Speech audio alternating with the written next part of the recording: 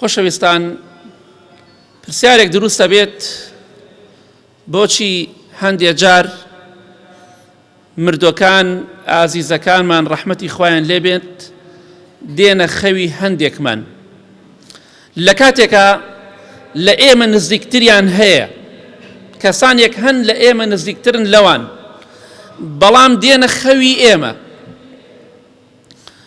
خەوی ئێمە مردوەکانمان ڕەحمەتی خوایان لێبێ بۆ ئەوەی کە وێنەیەک لە ژیانی خۆی بە ئێمە بناسێنێ، بۆی حاڵی خۆی پیشانی ئێمە بدات، بۆیە دێتە خەوی ئێمە.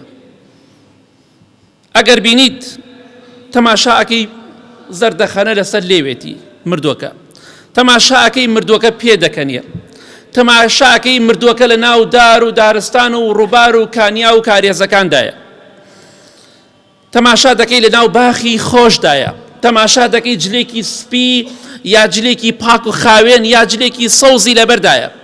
ئەمانە هەمووی نیشانەی ئەوەن کە ئەم کەسە ئەلحەمدوللە ئالی بەهەشتە.